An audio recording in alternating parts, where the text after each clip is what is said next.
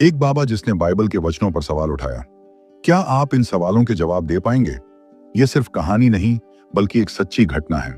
सबसे पहले आप ये सच्ची घटना का वीडियो क्लिप देखिए, उसके बाद हम इस सच्ची घटना पर आधारित कहानी शुरू करेंगे।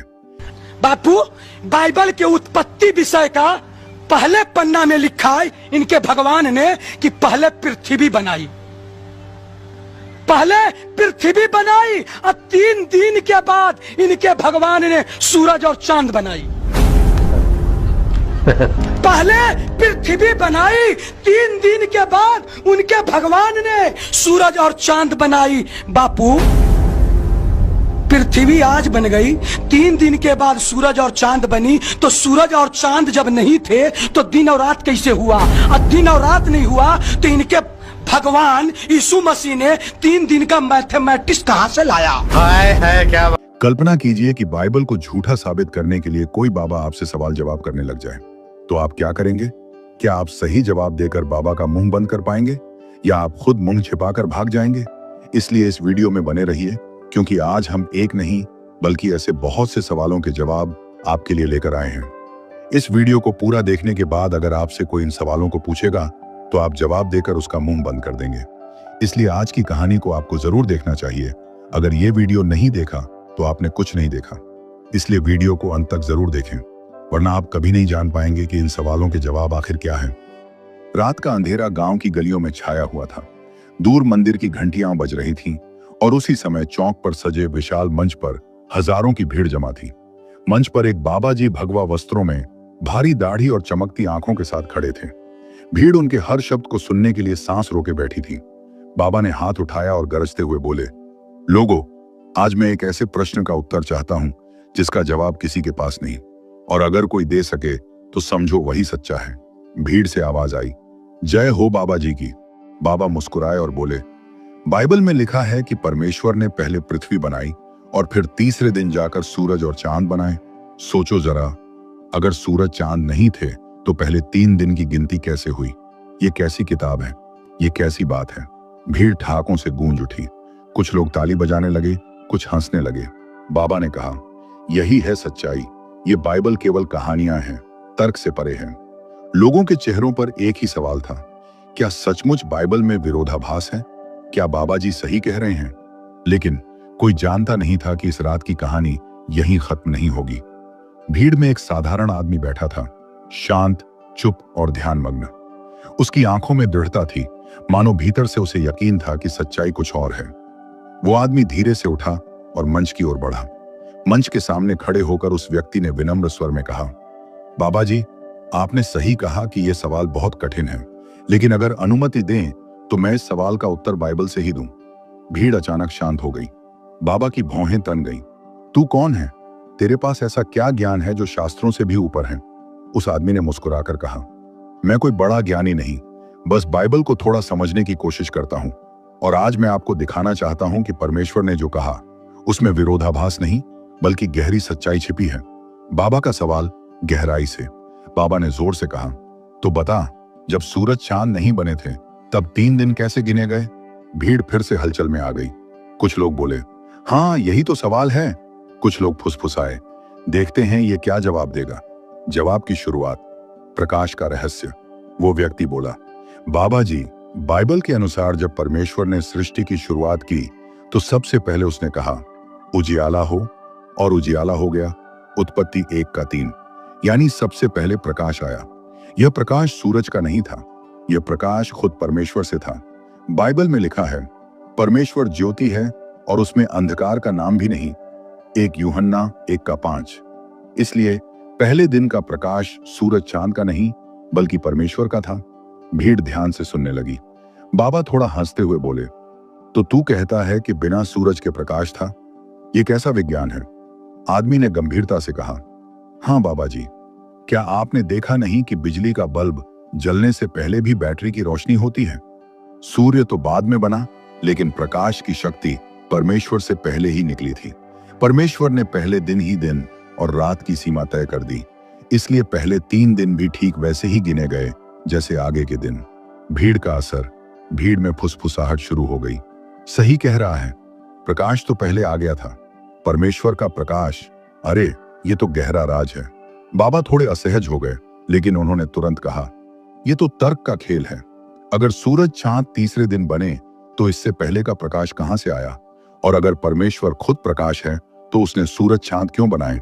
जवाब, सूरज चांद का उद्देश्य। वो आदमी बोला, बाबा जी, बाइबल बताती है कि सूरज चांद और तारे परमेश्वर ने इसलिए बनाए कि वे दिन और रात का भेद बताने के लिए और समय, दिन और वर्षों के चिन्ह हों।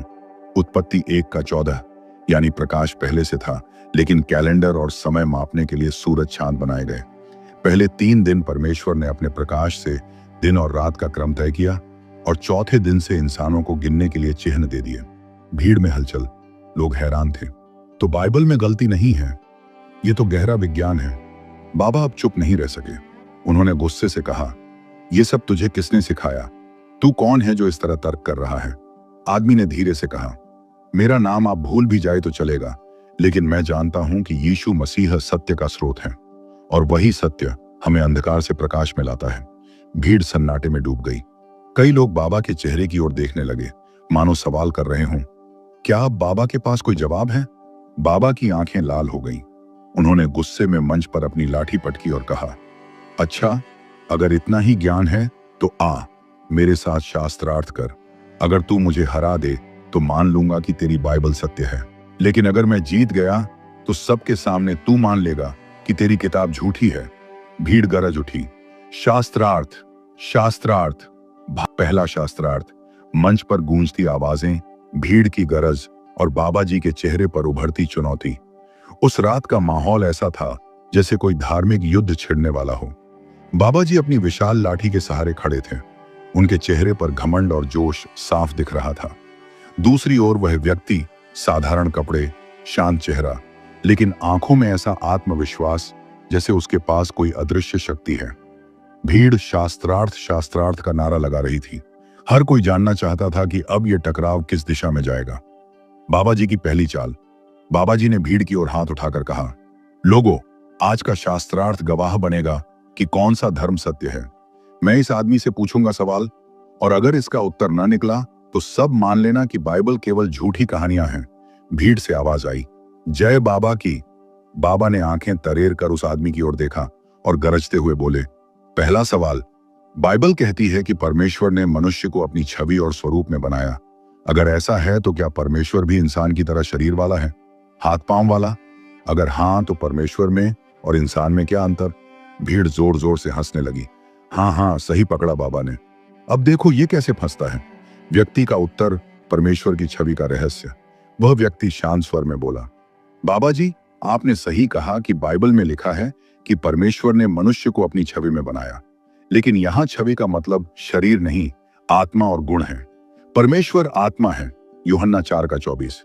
उसमें पवित्रता, प्रेम, न्याय, दया और सत्य है। जब उसने मनुष्य को बनाया तो इन गुणों को उसमें रखा। यही कारण है कि मनुष्य सोच सकता है, अच्छाई बुराई का भेद कर सकता है और प्रेम कर सकता है। भीड़ चौंकी। कुछ लोग बोले, वाह, यह तो गहरा उत्तर है। बाबा जी ने तुरंत ताना मारा, तो तू कहता है कि परमेश्वर का शरीर नहीं है, लेकिन बाइबल में कई जगह लिखा है, परमेश्वर ने हाथ बढ़ाया, परमेश्वर ने देखा। अगर शरीर नहीं तो ये सब क्या है? उत्तर, प्रतीकात्मक भाषा। वह व्यक्ति बोला, बाबा जी, आपने सही पढ़ा, लेकिन यह भाषा प्रतीकात्मक है। जैसे हम कहते हैं कि सूरज उगता है, असल में सूरज तो स्थिर है, धरती घूमती है। उसी तरह परमेश्वर को समझाने के लिए इंसानी भाषा का उपयोग किया गया। जब लिखा है कि परमेश्वर ने हाथ बढ़ाया, इसका मतलब है कि उसने अपनी शक्ति दिखाई। जब लिखा है कि परमेश्वर ने देखा, इसका मतलब है कि उसने सब कुछ जान लिया। यानी परमेश्वर असीम आत्मा है, लेकिन उसे समझाने के लिए मानवीय शब्दों का प्रयोग हुआ। भीड़ ने सिर हिलाया। सही है, हम भी तो बच्चों को समझाने के लिए उदाहरण देते हैं। बाबा जी की दूसरी चाल। बाबा अब चुप नहीं बैठे। उन्होंने ऊंची आवाज में कहा, ठीक है, लेकिन बाइबल में लिखा है कि आदम और हव्वा ने फल खाया और पाप किया। सवाल है, अगर परमेश्वर सब कुछ जानता है तो उसने पहले से क्यों नहीं रोका? क्यों इंसान को पाप करने दिया? अगर वह दयालु है तो दुख क्यों आने दिया? भीड़ तालियां बजाने लगी। हाँ हाँ, यही तो सबसे बड़ा सवाल है। अगर भगवान है तो बुराई क्यों है? उत्तर, स्वतंत्र इच्छा का रहस्य। वह व्यक्ति गहरी आवाज में बोला, बाबा जी, ये सवाल बहुत गहरा है। परमेश्वर चाहता है कि इंसान उससे प्रेम करे, लेकिन प्रेम तभी सच्चा होता है जब वह स्वतंत्रता से हो, जबरदस्ती से नहीं। अगर परमेश्वर इंसान को रोबोट की तरह बना देता तो इंसान केवल हाँ ना करता, पर उसमें प्रेम नहीं होता। इसलिए परमेश्वर ने इंसान को स्वतंत्र इच्छा दी। आदम और हव्वा ने उस स्वतंत्रता का गलत उपयोग किया और पाप किया, लेकिन परमेश्वर ने उन्हें तुरंत नहीं नष्ट किया, बल्कि उद्धार का मार्ग खोला यीशु मसीह के माध्यम से। भीड़ शांत हो गई। कुछ लोग सोच में पड़ गए, हाँ, अगर मजबूरी से प्रेम हो तो उसका मूल्य क्या? बाबा की चुनौती और बढ़ी। बाबा अब और उग्र हो गए। उन्होंने कहा, ठीक है, लेकिन अगर यीशु ही उद्धार का मार्ग है तो वह केवल 2000 साल पहले ही क्यों आया? पहले के लोग क्या पाप में मरते रहे? क्या यह न्याय है? भीड़ ने शोर मचाया, वाह, अब बताओ इसका उत्तर। उत्तर, अनंत योजना। वह व्यक्ति गहरी सांस लेकर बोला, बाबा जी, परमेश्वर की योजना अनंत है। पुराने नियम के समय में लोगों को पापों के लिए बलिदान चढ़ाना पड़ता था, भेड़ बकरी का खून बहाना पड़ता था, लेकिन यह सब यीशु के आने का संकेत था। यीशु ने जब क्रूस पर बलिदान दिया तो उसने सारे समय के पापों का दाम चुकाया, अतीत, वर्तमान और भविष्य का। इसलिए पहले के लोग भी उसी उद्धार में शामिल हैं। बाइबल कहती है, वह मेमना जगत की उत्पत्ति से ही वध किया गया था। प्रकाशित वाक्य 13 का 8। यानी परमेश्वर ने पहले से योजना बना रखी थी। भीड़ हैरान हो गई, अरे, यह तो हमने कभी नहीं सुना। बाबा की बौखलाहट। बाबा जी की आंखों में बेचैनी साफ दिख रही थी। उन्होंने अपनी लाठी पटकते हुए कहा, ठीक है, अब मैं तुझे सीधा सवाल करता हूं। अगर परमेश्वर इतना शक्तिशाली है तो उसने शैतान को क्यों बनाया? और अगर शैतान बुरा है तो उसे नष्ट क्यों नहीं कर देता? भीड़ ने जोरदार नारे लगाए, हाँ, यही तो असली सवाल है। उत्तर, परीक्षा और न्याय। वह व्यक्ति धीमे स्वर में बोला, लेकिन उसकी आवाज में गहराई थी। बाबा जी, शैतान को परमेश्वर ने नहीं बनाया। परमेश्वर ने स्वर्गदूतों को बनाया और उनमें से एक लूसीफर सबसे सुंदर और शक्तिशाली था, लेकिन उसने घमंड किया और परमेश्वर के बराबर होना चाहा, इसलिए वह गिरा और शैतान बना। अब सवाल है कि परमेश्वर उसे नष्ट क्यों नहीं करता? क्योंकि अगर वह तुरंत नष्ट कर दे तो बाकी सब सोचेंगे कि शायद शैतान सही था और परमेश्वर ने उसे दबा दिया। इसीलिए परमेश्वर उसे समय दे रहा है ताकि सब देखें कि शैतान का मार्ग केवल विनाश है। अंत में बाइबल कहती है कि शैतान आग की झील में डाला जाएगा। प्रकाशित वाक्य 20 का 10। तब सब जानेंगे कि परमेश्वर ही सच्चा न्यायी है। भीड़ पूरी तरह से शांत हो गई। हर किसी की सांस थमी थी। अचानक मंच के सामने बैठे कुछ लोग चिल्ला उठे, बाबा जी, ये आदमी तो सच बोल रहा है। इसका हर उत्तर दिल को छू रहा है। भीड़ में हलचल मच गई। कुछ लोग बाबा का समर्थन कर रहे थे तो कुछ उस आदमी की बातों से प्रभावित हो रहे थे। बाबा का चेहरा गुस्से से लाल हो गया। उन्होंने चिल्लाकर कहा, बस, अब देखना, अगला सवाल तेरी बाइबल को ध्वस्त कर देगा। बाबा जी ने अपनी लाठी उठाई और बोले, अगला सवाल होगा सूरज, चांद और धरती के रहस्य पर, और इस बार देखना, तेरी सारी दलीलें टूट जाएंगी। भीड़ गरज उठी। सभी की आंखें मंच पर जमी थी। हर कोई जानना चाहता था कि अब यह शास्त्रार्थ किस मोड़ पर जाएगा। सूरज, चांद और धरती का रहस्य। रात और भी गहरी हो चुकी थी। मंच पर जलते मशालों की रोशनी में बाबा जी की आंखें आग की तरह चमक रही थीं। हजारों की भीड़ अब भी मैदान में जमी थी। कुछ के चेहरों पर उत्सुकता थी, कुछ पर डर और कुछ पर बाबा के समर्थन और विरोध की मिलीजुली भावनाएं। बाबा जी ने अपनी लाठी जमीन पर पटकी और गूंजती आवाज में बोले, लोगों, अभी तक यह आदमी शब्दों के खेल से बच निकला है, लेकिन अब मैं उसे ऐसी उलझन में डालूंगा कि इसकी सारी बातें ढह जाएंगी। भीड़ से आवाज आई, हाँ बाबा जी, हर हर महादेव। उस आदमी ने शांत भाव से खड़े होकर कहा, बाबा जी, प्रश्न जितना कठिन होगा, सत्य उतना ही चमकेगा। बाबा जी का पहला सवाल, सूरज और धरती। बाबा ने मुस्कुराते हुए कहा, बाइबल कहती है कि परमेश्वर ने चौथे दिन सूरज और चांद बनाए, लेकिन विज्ञान कहता है कि सूरज के बिना धरती पर जीवन संभव नहीं। पौधे तीसरे दिन कैसे बने जब सूरज चौथे दिन आया? क्या यह बाइबल की सबसे बड़ी गलती नहीं? भीड़ जोर जोर से शोर करने लगी, हाँ हाँ, सही पकड़ा बाबा जी ने। पौधे तो सूरज की रोशनी से ही बढ़ते हैं। व्यक्ति का उत्तर, परमेश्वर का प्रकाश। वह व्यक्ति गहरी आवाज में बोला, बाबा जी, आपने सही सुना कि पौधे तीसरे दिन बने और सूरज चौथे दिन, लेकिन बाइबल पहले ही बता चुकी है कि परमेश्वर ने पहले दिन प्रकाश उत्पन्न किया था। उसी प्रकाश में पौधे जीवित रहे। विज्ञान भी कहता है कि पौधों को ऊर्जा प्रकाश से मिलती है, उसका स्रोत चाहे सूर्य हो या कोई और। पहले दिन जो प्रकाश परमेश्वर ने दिया वही उनके लिए पर्याप्त था। भीड़ ने सिर हिलाया। कुछ लोग फुसफुसाए, हाँ, प्रकाश तो पहले से था। बाबा जी का दूसरा सवाल, चांद की भूमिका। बाबा जी ने तुरंत कहा, ठीक है, लेकिन बाइबल कहती है कि परमेश्वर ने चांद को रात का उजियाला दिया। विज्ञान तो कहता है कि चांद अपनी रोशनी नहीं देता, वो तो सूरज की रोशनी पर निर्भर है। तो फिर बाइबल झूठ नहीं हुई? भीड़ हंसने लगी। उत्तर, चांद का उद्देश्य। वह व्यक्ति बोला, बाबा जी, आपने सही कहा कि चांद खुद रोशनी नहीं देता, लेकिन बाइबल कभी ये नहीं कहती कि चांद अपनी रोशनी से चमकता है। उसने केवल इतना कहा कि बड़ा ज्योति दिन पर प्रभुत्व करे और छोटा ज्योति रात पर। उत्पत्ति 1:16। यहां ज्योति का अर्थ है प्रकाश का स्रोत या साधन। चांद रात को उजियाला देता है क्योंकि वह सूर्य की रोशनी परावर्तित करता है। वैज्ञानिक सच वही है जो बाइबल ने हजारों साल पहले लिखा। भीड़ में हलचल मच गई। कुछ लोग चौंक कर बोले, अरे सही है, चांद को छोटा ज्योति कहा गया। बाबा जी का तीसरा सवाल, धरती का केंद्र। बाबा अब और उग्र हो गए। उन्होंने चिल्लाकर कहा, बाइबल में लिखा है कि धरती स्थिर है और नहीं हिलती, लेकिन विज्ञान कहता है कि धरती सूर्य के चारों ओर घूमती है। क्या यह सबसे बड़ा विरोधाभास नहीं? भीड़ जोर से हंसने लगी। हाँ, अब तो यह फंस जाएगा। उत्तर, काव्यात्मक भाषा। वह व्यक्ति मुस्कुराया और बोला, बाबा जी, बाइबल में कई जगह धरती को स्थिर कहा गया है, लेकिन वह काव्यात्मक भाषा है। जैसे हम कहते हैं कि सूरज उगा, असल में सूरज नहीं उगता, धरती घूमती है। बाइबल का उद्देश्य खगोल शास्त्र पढ़ाना नहीं, बल्कि परमेश्वर का सत्य बताना है। फिर भी अय्यूब 26:7 में लिखा है, वह उत्तर दिशा को शून्य पर फैलाता है और पृथ्वी को कुछ पर लटकाता है। यानी बाइबल ने हजारों साल पहले ही बताया कि पृथ्वी शून्य में लटकी है। भीड़ दंग रह गई। कुछ लोग चिल्लाए, अरे वाह, ये तो विज्ञान से भी मेल खाता है। बाबा जी का चौथा सवाल, तारों की गिनती। बाबा ने गुस्से से कहा, बाइबल कहती है कि परमेश्वर ने तारे बनाए और उन्हें गिना, लेकिन विज्ञान कहता है कि तारों की गिनती असंभव है। तो क्या बाइबल झूठ बोल रही है? उत्तर, अनंत तारे। वह व्यक्ति बोला, बाबा जी, बाइबल ने कभी नहीं कहा कि इंसान तारों को गिन सकता है। उसने कहा, जैसे आकाश के तारों की गिनती नहीं की जा सकती, वैसे ही तेरी संतान बढ़ेगी। उत्पत्ति 15:5। यानी बाइबल ने पहले ही कहा कि तारों की गिनती असंभव है। विज्ञान ने यह सत्य बाद में खोजा। तारों की संख्या अनंत है और यही बाइबल का दावा है। भीड़ तालियों से गूंज उठी। सही कहा, यह तो बाइबल की सच्चाई निकली। बाबा जी का पांचवां सवाल, जीवन की उत्पत्ति। बाबा ने अपनी आवाज ऊंची करते हुए कहा, अगर परमेश्वर ने सब कुछ बनाया तो जीवन कैसे उत्पन्न हुआ? विज्ञान कहता है कि जीवन अरबों साल में धीरे धीरे विकसित हुआ।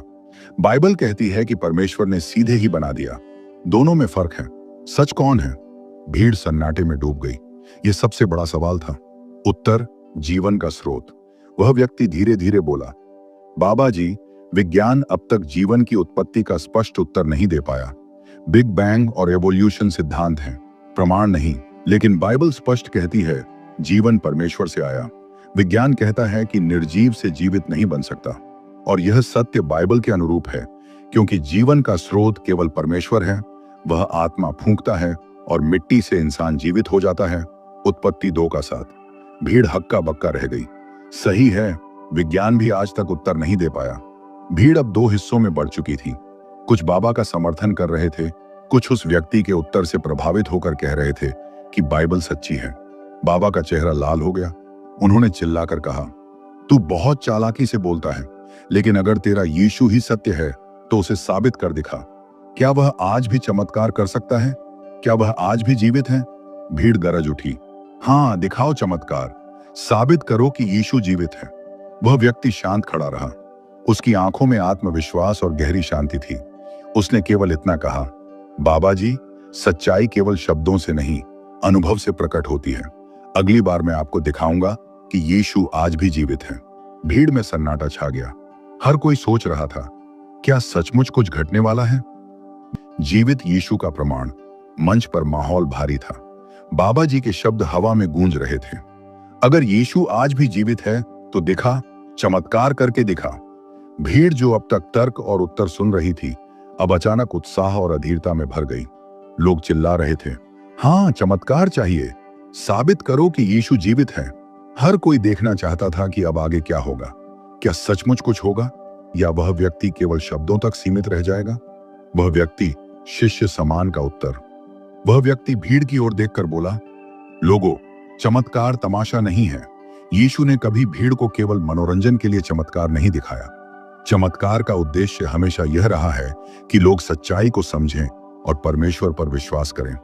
अगर आप सच में देखना चाहते हैं कि यीशु जीवित है, तो अपना हृदय खोलिए, क्योंकि वह आज भी आत्माओं को बदलता है, रोगियों को चंगा करता है और जीवन में प्रकाश लाता है। भीड़ थोड़ी शांत हुई, लेकिन बाबा जी मुस्कुराते हुए बोले, अच्छा, तो क्या तू कहता है कि यहां सबके सामने यीशु कोई काम कर सकता है? अचानक घटना, बीमार बच्चा। इसी बीच भीड़ के बीच से एक औरत चीखते हुए मंच की ओर दौड़ी।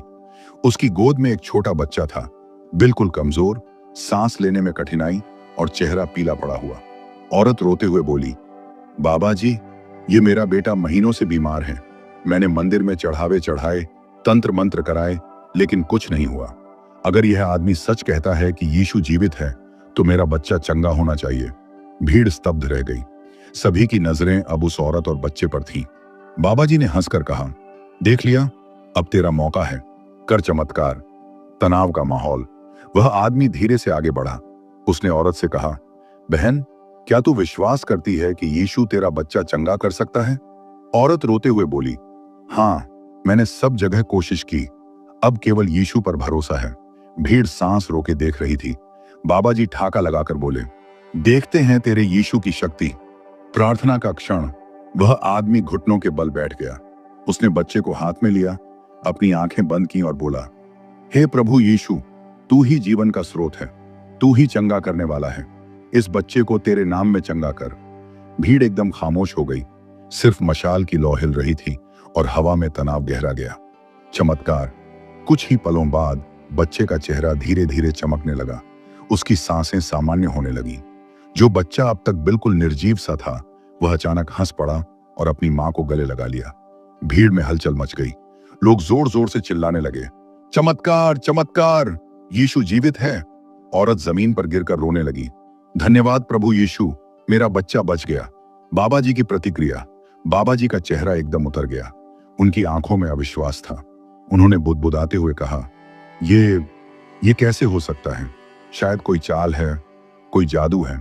लेकिन भीड़ अब बाबा के खिलाफ बोलने लगी, नहीं बाबा, हमने अपनी आंखों से देखा, यह कोई धोखा नहीं, सचमुच चमत्कार हुआ है।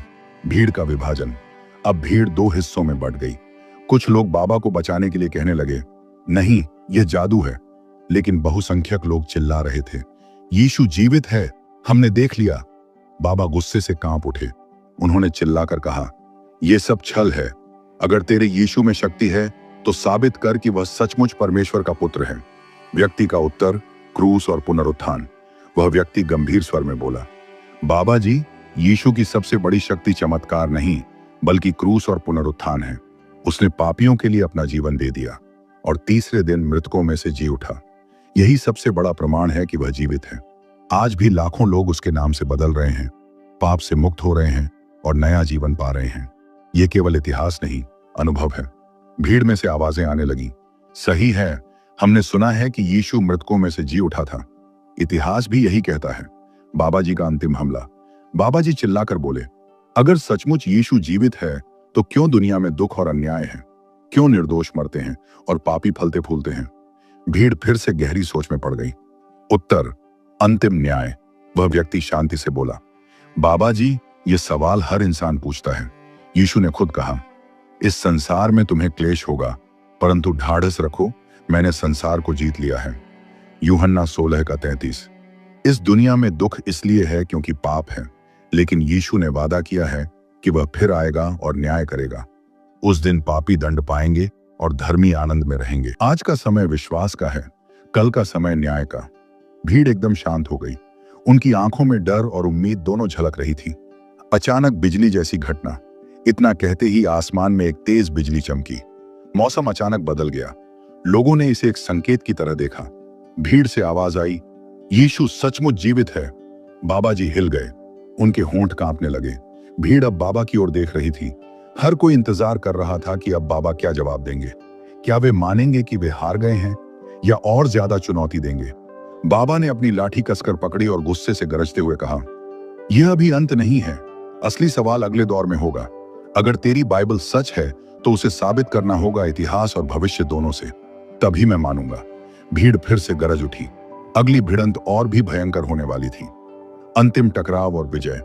रात गहरी हो चुकी थी। मंच पर मशालें जल रही थीं। हजारों लोगों की भीड़ जमा थी। हर किसी की आंखें बाबा जी और उस व्यक्ति यीशु के साक्षी पर टिकी थी। बाबा जी ने गुस्से से अपनी लाठी उठाई और गरजते हुए कहा, अगर यीशु सचमुच परमेश्वर का पुत्र है तो उसे इतिहास और भविष्य दोनों से साबित करो, वरना मान लूंगा कि यह सब छल है। भीड़ में सन्नाटा छा गया। यह अंतिम सवाल था। अब जवाब या तो सदा के लिए रास्ता खोल देगा या सब कुछ मिटा देगा। इतिहास से उत्तर। वह व्यक्ति शांत स्वर में बोला, बाबा जी, तू इतिहास मांगता है? सुन, यीशु केवल धर्म का नाम नहीं बल्कि इतिहास का जीवंत पात्र है।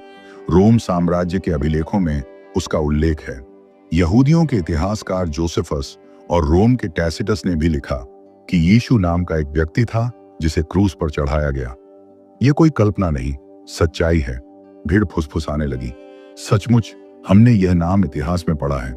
वह व्यक्ति आगे बोला, इतिहास में कोई और ऐसा नहीं जिसने मृतकों में से जी उठने का दावा किया और गवाह भी दिए। सैकड़ों लोग थे जिन्होंने यीशु को मृतकों से जी उठे देखा। रोमी सैनिकों ने उसकी कब्र को पहरा दिया, फिर भी वह कब्र खाली मिली। अगर वह झूठ होता तो रोमी साम्राज्य और यहूदी धर्मगुरु उसे तुरंत झूठ साबित कर देते, लेकिन वे भी चुप रहे क्योंकि सच को दबा नहीं सकते थे। भीड़ अब और ध्यान से सुनने लगी। भविष्य से उत्तर, भविष्यवाणी। वह व्यक्ति फिर बोला, अब तू भविष्य पूछता है? बाबा जी, बाइबल में हजारों साल पहले लिखी गई बातें आज सच हो चुकी हैं। यशायाह नबी ने यीशु के जन्म से 700 साल पहले लिखा कि एक कुंवारी से बालक जन्म लेगा और उसका नाम इम्मानुएल होगा। यशायाह 7:14। भजन संहिता 22 में लिखा कि उसके हाथ पांव छेदे जाएंगे। यह सब क्रूस पर हुआ। जकरियाह 11 में 30 चांदी के टुकड़ों में बेचे जाने की भविष्यवाणी है। यहूदा ने वही किया। भीड़ दंग रह गई। लोग कहने लगे, यह सब तो सच है। अंतिम भविष्यवाणी, दूसरा आगमन। वह व्यक्ति और भी गंभीर हो गया। उसने कहा, बाबा जी, अभी भी भविष्य बाकी है। बाइबल कहती है कि यीशु फिर से आएगा। इस बार वह न केवल उद्धारकर्ता होगा बल्कि न्यायाधीश भी होगा। प्रकाशित वाक्य की पुस्तक में लिखा है कि वह महिमा में आएगा और हर आंख उसे देखेगी। जो उसे नकारेंगे वे भय से कांपेंगे और जो विश्वास करेंगे वे आनंद मनाएंगे। यह भविष्य है जिसे कोई रोक नहीं सकता। बाबा जी की आंखें फैल गईं। भीड़ में लोग फुसफुसाने लगे। शायद यही कारण है कि दुनिया में हलचल है, युद्ध, भूकंप, महामारी। क्या यह सब उसी भविष्यवाणी की निशानी है? बाबा जी का अंतर्मन। बाबा जी बाहर से कठोर थे, लेकिन अंदर उनका दिल कांपने लगा। उनकी आंखों में अचानक अपने बचपन की यादें उभर आईं। कभी उनकी मां ने उन्हें कहा था, बेटा, यीशु से दूर मत जाना, वही सच्चा मार्ग है। लेकिन बाद में उन्होंने अहंकार और शक्ति की लालसा में सब भुला दिया। अब वही यीशु उनके सामने खड़ा था, एक गवाह के माध्यम से। भीड़ का शोर। भीड़ अब एक स्वर में चिल्ला रही थी, हमें यीशु चाहिए, हमें सत्य चाहिए। कुछ लोग मंच की ओर बढ़ने लगे। माहौल पूरी तरह बदल गया था। बाबा जी की अंतिम चुनौती। लेकिन बाबा जी ने अंतिम बार कोशिश की। उन्होंने गरज कर कहा, अगर सचमुच यीशु परमेश्वर है तो अभी कोई और चिन्ह दे, कोई ऐसा प्रमाण जो सभी को चुप करा दे। भीड़ ने हामी भरी।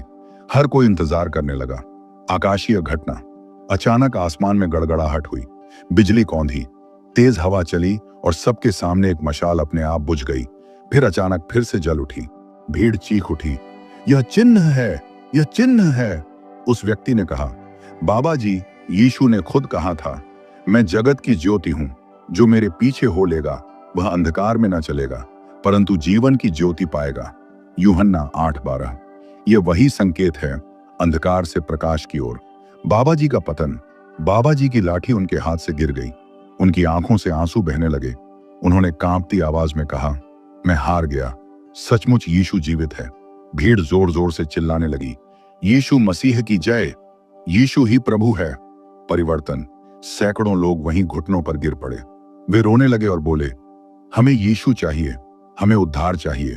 वह व्यक्ति मंच से बोला, आज का दिन मुक्ति का दिन है। जो यीशु पर विश्वास करेगा वही अनंत जीवन पाएगा। अंतिम दृश्य, बाबा जी का परिवर्तन। बाबा जी धीरे धीरे आगे आए। उन्होंने सबके सामने घुटनों पर झुककर कहा, हे प्रभु यीशु, मुझे क्षमा कर। मैंने तेरा मजाक उड़ाया, तेरी अवमानना की, लेकिन अब जान गया कि तू ही सच्चा परमेश्वर है। मुझे अपना ले। भीड़ एकदम भावुक हो गई। लोग रोने लगे। हर कोई जान गया कि यह वही क्षण है जब अंधकार ने प्रकाश को मान लिया। उस रात गांव में क्रांति आ गई। लोगों ने महसूस किया कि यह केवल बहस नहीं थी, बल्कि आत्माओं का युद्ध था, और यीशु ने विजय पाई। इस पूरी कहानी से हमें क्या सीखने को मिलता है? अहंकार का पतन और विनम्रता की विजय। कहानी की शुरुआत बाबा जी के अहंकार से होती है। उन्होंने मंच पर खड़े होकर परमेश्वर और बाइबल का मजाक उड़ाया, लेकिन जैसे जैसे सत्य उनके सामने रखा गया और आखिर में जब चमत्कार हुआ, तब वही बाबा जी रोते हुए घुटनों पर गिर पड़े। सीख, अहंकार चाहे कितना भी बड़ा क्यों ना हो, सत्य के सामने टिक नहीं सकता। बाइबल कहती है, अभिमान विनाश से पहले और घमंड पतन से पहले होता है। नीति वचन 16:18। इसलिए हमें हमेशा विनम्र रहना चाहिए। बाइबल केवल पुस्तक नहीं, जीवन का प्रकाश है। बाबा जी ने सवाल उठाया, तीसरे दिन सूरज चांद बना तो दिन गिनती कैसे हुई? लेकिन उत्तर यह मिला कि बाइबल की बातें केवल विज्ञान से परे नहीं, बल्कि आध्यात्मिक गहराई से जुड़ी हैं। परमेश्वर ने पहले प्रकाश लाया। वह शारीरिक नहीं, बल्कि आध्यात्मिक प्रकाश था। सीख, बाइबल को केवल बाहरी दृष्टि से पढ़ने वाले हंस सकते हैं, लेकिन जो दिल से समझते हैं उनके लिए यह जीवन का मार्गदर्शन है। तेरा वचन मेरे पांव के लिए दीपक और मेरे मार्ग के लिए उजियाला है। भजन संहिता 119:105। विश्वास के बिना चमत्कार अधूरा है। भीड़ चमत्कार देखना चाहती थी, लेकिन उस व्यक्ति ने पहले कहा, चमत्कार तमाशा नहीं है। फिर भी जब एक मां अपने बीमार बच्चे को लेकर आई और विश्वास किया, तभी चमत्कार हुआ। सीख, चमत्कार तब होते हैं जब विश्वास होता है। यीशु ने कहा, तेरे विश्वास ने तुझे अच्छा किया। मरकुस 5:34। बिना विश्वास चमत्कार का कोई अर्थ नहीं। सत्य छिपाया नहीं जा सकता। बाबा जी ने बार बार कोशिश की कि सच्चाई को नकार दें। उन्होंने कहा, यह जादू है, छल है, लेकिन भीड़ ने अपनी आंखों से जो देखा उसे झुठलाया नहीं जा सकता था। सीख, सत्य चाहे कितनी बार दबाया जाए, वह हमेशा उजागर होता है। तुम सत्य को जानोगे और सत्य तुम्हें स्वतंत्र करेगा। यूहन्ना 8:30। यीशु केवल अतीत का पात्र नहीं, आज भी जीवित है। कहानी का मुख्य संदेश यही है, यीशु सिर्फ 2000 साल पहले का चरित्र नहीं, बल्कि आज भी जीवित है। उसकी शक्ति आज भी लोगों को बदल रही है, बीमारों को चंगा कर रही है और आत्माओं को बचा रही है। सीख, हमारे लिए यीशु एक इतिहास की किताब का अध्याय नहीं, बल्कि एक जीवित अनुभव है। यीशु मसीह कल और आज और युगानुयुग एक सा है। इब्रानियों 13:8। भविष्यवाणी का सच होना। उस व्यक्ति ने दिखाया कि कैसे पुरानी बाइबल की भविष्यवाणियां यीशु में पूरी हुई। कुमारी से जन्म, यशायाह 7:14। क्रूस पर चढ़ना, भजन संहिता 22। 30 चांदी के सिक्कों में बेचना, जकरियाह 11। ये सब बातें हजारों साल पहले लिखी गई थीं और हूबहू पूरी हुई। सीख, परमेश्वर का वचन कभी झूठा नहीं होता। अगर अतीत की भविष्यवाणियां पूरी हुई हैं, तो भविष्य की भी जरूर पूरी होंगी। यीशु का दूसरा आगमन। सबसे बड़ी सीख यही है कि यीशु एक दिन फिर आएगा। उस दिन न्याय होगा। जिन्होंने विश्वास किया उन्हें अनंत जीवन मिलेगा, जिन्होंने नकारा वे दंड पाएंगे। सीख, आज का समय हमें चुनने का अवसर देता है। कल का समय न्याय का होगा, इसलिए अभी ही निर्णय लेना है। भीड़ का परिवर्तन, सामूहिक जागृति। कहानी में सबसे अद्भुत दृश्य वह था जब पूरी भीड़ बदल गई। लोग घुटनों पर गिर गए और बोले, हमें यीशु चाहिए। सीख, जब सत्य का प्रकाश आता है तो केवल एक व्यक्ति नहीं, बल्कि पूरा समाज बदल सकता है। यह केवल व्यक्तिगत अनुभव नहीं, बल्कि सामूहिक जागृति है। क्षमा की शक्ति।